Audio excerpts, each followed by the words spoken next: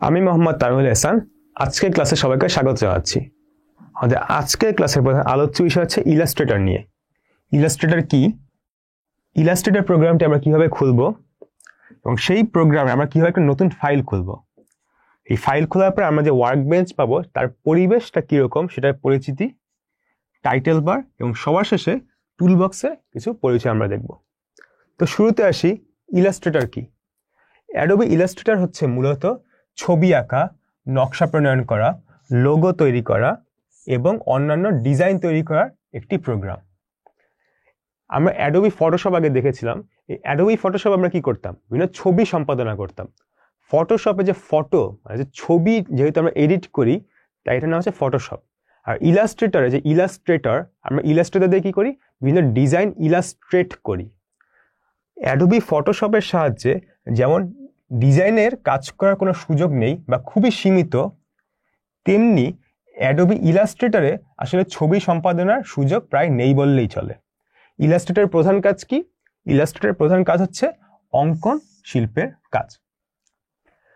আমাদের এরপর থেকে আমরা কি করব, ইলাস্ট্রেটরের বিভিন্ন প্রোগ্রামগুলো আমরা প্র্যাকটিক্যালি দেখব। এখানে ফটোশপের মতো আবার আমরা বলে নিচ্ছি যে বইয়ে যে ইলাস্ট্রেটরের যে ভার্সনটা ছিল সেটা হয়তো একটু পুরাতন ভার্সন। আমরা যেটা দেখব এটা হয়তোবা তোমাদের বইয়ে নাই। আমরা পুরো লেটেস্ট যে ভার্সন সেই লেটেস্ট ভার্সন নিয়ে কাজ করব। অনেক ফাংশন হয়তো দেখা যাবে যেটা হচ্ছে বইয়ে একরকম, আমাদের এখানে একটু অন্যরকম করে দেখানো। তবু আমরা চেষ্টা করেছি যতটা সম্ভব বইয়ের সঙ্গে মিলিয়েই আমাদের উদাহরণগুলো দিতে। তবু কিছু যদি উদাহরণ একটু এদিক ওদিক হয় তাহলে তোমরা এইখানে বুঝে কিন্তু বইয়ের যে কথা সেগুলোই কিন্তু পরীক্ষার খাতায় লিখতে হবে। আমরা এখানে কিছু কিছু ফাংশন তোমাদের আলাদা দেখো, কিন্তু স্টিল তোমাদের লিখতে হবে কি বইয়ের যেগুলো বইয়েরগুলাই। তো এখন আমরা চলো ইলাস্ট্রেটর প্রোগ্রামে চলে যাই। এখন আমরা দেখব কিভাবে ইলাস্ট্রেটরে প্রোগ্রাম খোলা যায়, আর সেই প্রোগ্রামে কিভাবে আমরা একটা নতুন ফাইল যোগ করব এবং এই ফাইল যোগ করার পর আমরা দেখব ইলাস্ট্রেটরের যে কাজের যে পরিবেশ বা ওয়ার্ক বেঞ্চ সেটা কোনটা কি কাজ, এবং কিছু প্রয়োজনীয় টুল নিয়ে আমরা দেখব, এবং সবার শেষে আমরা দেখব হচ্ছে কিভাবে আমরা এই টুল নিয়ে হয়তো কিছু কাজ করতে পারি। তো সবার শুরুতে আসা যাক কিভাবে আমরা ইলাস্ট্রেটর প্রোগ্রাম খুলতে পারি। আমরা কম্পিউটার ওপেন করার পর একেবারে বাম দিকে হয় অল প্রোগ্রাম বা স্টার্ট মেনুতে ক্লিক করলেই আমাদের এখানে সবগুলো প্রোগ্রাম চলে আসবে। অনেক জায়গায় হয়তো অ্যাডোব ইলাস্ট্রেটরটা অ্যাডোব মাস্টার কালেকশনের নিচে থাকতে পারে বা সরাসরি ইলাস্ট্রেটর নামেও কোনো একটা অপশন থাকতে পারে। আমরা যদি অ্যাডোব ইলাস্ট্রেটরটা যদি এখানে ক্লিক করি একটু সময় লাগবে, কারণ হচ্ছে ইলাস্ট্রেটর ফটোশপের মতো ইলাস্ট্রেটর প্রোগ্রামটা একটু হেভি বা একটু বড়, যার কারণে এটা খুলতে একটু সময় লাগতে পারে। লোডিংটা যদি কমপ্লিট হয়ে যায় তাহলে আমরা একটি ইলাস্ট্রেটর উইন্ডো দেখতে পারবো। এই যে উইন্ডোটা, এই উইন্ডোতে হচ্ছে আমরা কিছু অপশন দেখতে পারবো। ফটোশপে যেরকম ছিল যে বাম দিকে হয়তো ক্রিয়েট নিউ, মাঝখানে হয়তো আমরা দেখতে পারবো যে কিছু রিসেন্ট অপশন। এটা লোড হয়, যদি কমপ্লিট হয় তাহলে আমাদের এই অপশনগুলো দেখা যাবে।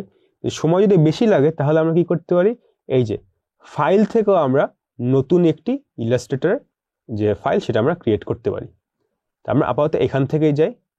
এটা যদি ক্লিক করি তাহলে আমাদের একটা নিউ ডকুমেন্ট নামে একটি অপশন চলে আসবে। এইখান থেকে আমাদের নিজের পছন্দ মতো কোনো একটি জায়গায় গেলে, মানে ধরা যায় এখানে মোবাইল বা ওয়েব বা আর্ট ইলাস্ট্রেশন, এখান থেকে কোনো একটা প্রি রেকর্ডেড বা প্রি সেভড কোনো একটি আমরা কি করতে পারি, একটি ইলাস্ট্রেটর ফাইল বা সাইজ ক্রিয়েট করতে পারি, অথবা আমরা এখানে নিজেরা চেঞ্জ করেও কোনো একটি অপশন রাখতে পারি।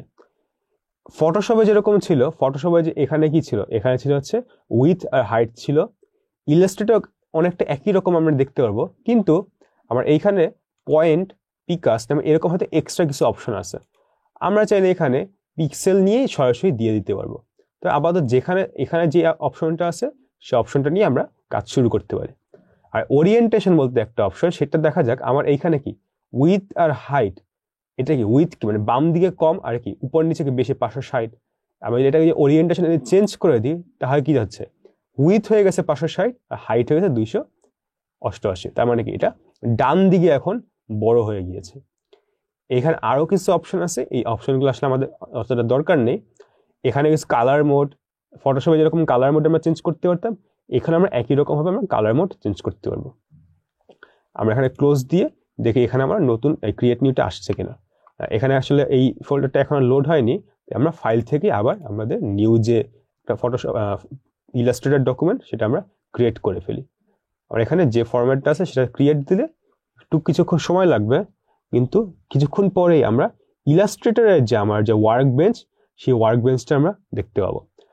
যদি আমার এখানে যা দেখা যাচ্ছে সেটা যদি এরকম দেখতে না হয়, তাহলে আমরা নিজেরা একটু এডিট করে হয়তো এরকম আমরা অবস্থানে নিয়ে আসতে পারবো। আমাদের বাম দিকে যে জিনিসটা দেখতে পাচ্ছি এটা বলা হচ্ছে কি, এটাকে বলা হচ্ছে টুল বক্স। এই টুল বক্সে আমাদের প্রয়োজনীয় যে টুলগুলো সেগুলো হচ্ছে আমরা এখানে একসঙ্গে দেখতে পারবো। ইলাস্ট্রেটর ভার্সনের চেঞ্জের সাথে সাথে এই টুল বক্সে কি কি থাকবে বা কি অবস্থায় থাকবে সেইগুলো একটু চেঞ্জ হয়। কিছু কিছু টুলের যে চেহারা বা তার যে কাজ, সেই কাজটা হয়তো মাঝে মাঝে চেঞ্জ হতে পারে, কিন্তু আমাদের যে কাজগুলো এখন আমাদের এই ক্লাসের দরকার সেইগুলো আমাদের মোটামুটি একই রকমই থাকবে। ডান দিকে হচ্ছে আমরা যদি যাই, ডান দিকে দেখতে পাবো কিছু প্যালেট আছে, এইগুলো আবার এক একটার এক এক রকম কাজ। যদি এখানে যে প্যালেটগুলো আমরা দেখতে পাচ্ছি সেটা যদি তোমাদের ওখানে না থাকে, তাহলে আমরা উইন্ডো থেকে আমাদের এই যে এইখানে কিছু কিছু অপশন আছে, সেই অপশনগুলো আমরা সিলেক্ট করতে পারবো। যেমন আমাদের এখানে লেয়ারের যে প্যালেট সেটা হচ্ছে ওপেন করা আছে, আমরা এখানে যদি দেখি যে লেয়ারটাও কিন্তু আসলে সিলেক্ট করা। এইখানে একটা স্ট্রোক নামে একটা প্যালেট বা একটা উইন্ডো দেখতে পাচ্ছি, এখানে কিন্তু স্ট্রোকটা কিন্তু সিলেক্ট করা আছে। কালার এখানে সিলেক্ট মানে আমাদের উইন্ডো আছে, এখানে কিন্তু কালারটাও কিন্তু এখানে দেওয়া আছে। এই যে উপরে কন্ট্রোল, এই কন্ট্রোলটা হচ্ছে হয়তো এইটা। এরকম করে আমরা নিচে যে আমরা আরো হয়তো অপশন দেখতে পারবো। তো আমাদের যেটা দরকার হবে আমরা ওই রকম করেই আমাদের যেটা কি বলে ওয়ার্ক বেঞ্চ বা লেআউটটা সেটা আমরা ক্রিয়েট করে নিব। আমার এই যে লেআউট সেটা নিয়ে মোটামুটি কাজ করতে সুবিধা হয়, আর বইয়ের সঙ্গে কিছুটা মিলে, এই জন্য আমরা হচ্ছে এই যে লেআউটটা এই লেআউটটা নিয়েই রাখবো। এখন আমাদের এই যে বাম পাশে যে টুলবার, এই টুলবারে আবার ডান দিকে কি এখানে যে মাঝখানে একটি উইন্ডোর মতো আছে, এইটা হচ্ছে আমার মেইন যে ছবিটা বা যে আমার যে অংশটা সেটা নিয়ে কাজ করবো সেটা। এর উপরে যেটা আছে সেটাকে হচ্ছে যে এখানে কি লেখা untitled 1 at 24% RGB GPU preview, এটাকে বলা আছে টাইটেল বার। মানে আমি যে ছবিটা বা যে আমার যে ইমেজটা নিয়ে যে কাজ করব সেইটার হচ্ছে আমার যে কি কিছু ইনফরমেশন দেওয়া। এই ছবিটার নাম হচ্ছে আনটাইটেল 1, কারণ হচ্ছে আমি এটাকে আসলে কোনো নাম দিয়ে সেভ করি নাই। at 24%, এইটা হচ্ছে কি আমার যে জুম লেভেল, মানে আমি এটা কতটুক উপর থেকে দেখতেছি বা কতখানি ছোট করে দেখতেছি সেটা, মানে এটা আসলে হয়তো আরো বড়, কিন্তু আমি এটাকে একটু ছোট করে আমার উইন্ডোতে ফিট করার জন্য 24% এনে দেখতেছি। আর জি মানে হচ্ছে এটা কালার মোড, মানে হচ্ছে রেড গ্রিন ব্লু, যেটা হচ্ছে আমরা ফটোশপে হচ্ছে এই জিনিসগুলো দেখেছিলাম, এই প্রিভিউতে হচ্ছে আমার এটা দেখা যাচ্ছে। এখন আমরা যেটা বললাম টুল বক্সের দুই বা একটা টুল নিয়ে হচ্ছে আমরা কাজ করি। এখানে ফটোশপের যে অপশনগুলো দেখতে হয়তো অনেকটা একই রকম লাগতে পারে, কিন্তু ফটোশপের মতো আসলে এগুলো সবসময় কাজ করে না। যেমন এইখানে সিলেকশন টুল, মার্কি টুল নামে কিন্তু কোনো টুল নাই, এখানে সিলেকশন টুল আছে। তো এই সিলেকশন টুল দিয়ে আসলে আমরা কোনো কিছু মানে ক্রিয়েট করতে পারতেছি না। মানে এইখানে ফটোশপে যেরকম আমরা একটা মানে বাউন্ডিং বক্স বা একটা মার্কি টুল দিয়ে কিছু একটা এরিয়া আমরা সিলেক্ট করতে পারতাম, এটা দিয়ে হয়তো ওই রকম ভাবে কোনো কাজ করা যাচ্ছে না। তা আমি যদি এখানে কোনো শেপ ক্রিয়েট করতে চাই, যেমন একটা রেক্ট্যাঙ্গেল বা একটা সার্কেল ক্রিয়েট করতে চাই, আমার আসলে একটা রেক্ট্যাঙ্গেল ক্রিয়েট করা লাগবে। এই জন্য আমাদের এখানে কি করা লাগবে, নিচে একটু যদি নেমে যদি দেখি, হ্যাঁ রেক্ট্যাঙ্গেল একটা টুল আছে, এই টুলটা সিলেক্ট করব। যতটুকু আমার রেক্ট্যাঙ্গেল দরকার আমি সেই পরিমাণ একটা রেক্ট্যাঙ্গেল ক্রিয়েট করে ফেলবো। এই যে রেক্ট্যাঙ্গেলটা, এই রেক্ট্যাঙ্গেলটার আমার চার কোণায় চারটা সাদা বা ফাঁপা আমার স্কোয়ার আছে। এই স্কোয়ারগুলো দিয়ে হচ্ছে আমার এই যে রেক্ট্যাঙ্গেলটা বড় বা ছোট এটা আমরা কন্ট্রোল করতে পারি। একবার হচ্ছে এইটা আমরা যে কন্ট্রোল করা বা এটাকে বড় ছোট করা, এটা কিভাবে করব, এই যে রেক্ট্যাঙ্গেল টুল যখন সিলেক্টেড থাকবে তখন যদি আমি এই কোণাগুলোর কোনো একটা কাছে যদি যাই, তাহলে আমার কার্সারটা দেখা যাবে কি আমার একটু চেঞ্জ হয়ে যাচ্ছে, সেটাকে একটু মনে হচ্ছে এটাকে বড় ছোট করা যাবে।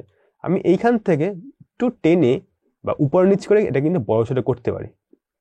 অথবা আমি এই জায়গাতে যে সিলেকশন টুল, সেই সিলেকশন টুল দিয়েও কিন্তু আমরা এটাকে বড় বা ছোট করতে পারি।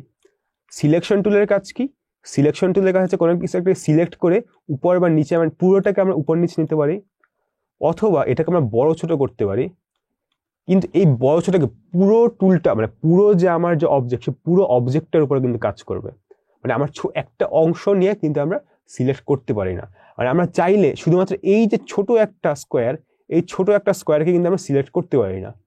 এটা যদি করতে চাই তাহলে আমার দরকার আছে ডাইরেক্ট সিলেকশন টুল, মানে সিলেকশন টুলের ডান দিকে যে টুলটা আছে সেইটা। এইটা দিয়ে কিন্তু আমরা একটি মাত্র স্কোয়ার, এখন দেখা যাচ্ছে কি আমার এই স্কোয়ারের উপর যদি আনি, এই যে ডান পাশের স্কোয়ারটা একটু বড় হয়ে যাচ্ছে, তার মানে কি আমি এটা ক্লিক করলে এই স্কোয়ারটা শুধুমাত্র সিলেক্ট হবে। আমি যদি টান দেই তাহলে দেখা যাচ্ছে কি আমার আসলে এই যে রেক্ট্যাঙ্গেলটার কিন্তু রেক্ট্যাঙ্গেল নাই, একটু বাঁকা হয়ে ওদিকে চলে গিয়েছে। তার কারণ কি? এই কারণটা আছে শুধুমাত্র আমরা একটা মাত্র অংশ নিয়ে কাজ করতেছি। এইটা ইলাস্ট্রেটর যে আপডেটেড যে ভার্সনটা, সেটাতে আরো ভালো মতো বোঝা যায় কিভাবে। এইখানে দেখা যায় এই যে গোল একটা বিন্দু, এই বিন্দুটা দিয়ে আসলে বোঝায় এই যে পয়েন্টগুলো বা স্কোয়ারগুলো কোনটা সিলেক্ট করা আছে। এখন শুধুমাত্র আমরা একটা নিয়ে যেহেতু কাজ করতেছি, তাই এই বিন্দুটার পাশে শুধুমাত্র আমার যে সার্কেল সেটা আমরা এটা আসলে করতে চাচ্ছি না, তাই আমি এডিট থেকে আবার আন্ডু দিয়ে দিলাম। আবার দেখা যায় আমি এইটা যদি সিলেক্ট করি, দেখা যাচ্ছে কি এই যে সার্কেলটা এখান থেকে কিন্তু এখানে চলে এসেছে। তার মানে কি এখন আমি যদি মুভ করি, হ্যাঁ মুভ করলে শুধুমাত্র এইটা মুভ হবে, অন্যগুলো কিন্তু মুভ হবে না। কিন্তু আবার আমি যদি এই যে টোটাল যে সিলেকশন টুল এইটা যদি ক্লিক করি, তাহলে কি এই যে সার্কেলগুলো কি সবগুলোর চারপাশে চলে এসেছে না? এই যে এইটাই আসলে আমার সিলেকশন টুল আর ডাইরেক্ট সিলেকশন টুল তার পার্থক্য। আমি যদি অন্য কোনো শেপও যদি ক্রিয়েট করতে চাই, কি করব, এই যে টুলটার এখানে একটা এরকম অ্যারো সাইন দেখতে পারবো, তাহলে বুঝবো কি এইটার আন্ডারে আরো কিছু টুল আছে। তারপরে রাইট ক্লিক করব, এই রেক্ট্যাঙ্গেল টুলে রাইট ক্লিক করলে আমরা সেই এলিপস টুল নামে একটা অপশন পাবো। এই এলিপস টুলটা সিলেক্ট করে আমি আবার যদি এখানে একটা টান দিই বা একটা ড্র্যাগ করি, তাহলে কি এখানে কি হচ্ছে, একটা সার্কেলের মতো ক্রিয়েট হচ্ছে। যেটা সার্কেলটা দেখে কিন্তু পারফেক্ট সার্কেল মনে হয় না। পারফেক্ট সার্কেলের জন্য আমার কি দরকার, ফটোশপে যেরকম দেখেছিলাম শিফট যদি প্রেস করি, তাহলে কিন্তু সার্কেলটা, আমি এখন শিফট প্রেস করে আসি, আমার সার্কেলটা কিন্তু পুরোপুরি পারফেক্ট একটা সার্কেল ক্রিয়েট হয়ে গেছে। আমি প্রথমে হচ্ছে মাউসের কার্সারটা ক্লিক ছেড়ে দিব, এরপর হচ্ছে শিফট ছাড়বো, কারণ না হলে আগে যদি আমি শিফটটা প্রেস ছেড়ে দিই তাহলে কিন্তু সার্কেলের যে ওরিয়েন্টেশন সেটা কিন্তু আর ঠিক থাকবে না। আবার আমরা চাইলে একই রকম হবে সিলেকশন টুল দিয়ে এটাই হচ্ছে আমরা বড় ছোট করতে পারি, বা শিফট চেপে বড় ছোট করলে এই যে ওরিয়েন্টেশন বা সাইজ সেই রেশিওটা কিন্তু সেম থাকবে। এবার আমরা নিজেরা অন্যান্য যে শেপগুলো সেগুলো নিয়ে ট্রাই করে দেখলে আমরা হয়তো আরো নতুন কোনো শেপ হয়তো ক্রিয়েট করতে পারবো। তাহলে আজকে কি দেখলাম, আজকে দেখলাম হচ্ছে ইলাস্ট্রেটরের প্রোগ্রাম কিভাবে খুলতে পারি, নতুন ফাইল খোলা, আমরা কাজের যে পরিবেশ সেটা, টাইটেল বার বা টুল বার এবং কিছু টুলের আমরা অংশ। আজকে যে ক্লাসটা সেটা আমরা এখানেই শেষ করছি। ভালো থাকবে, সুস্থ থাকবে, ধন্যবাদ।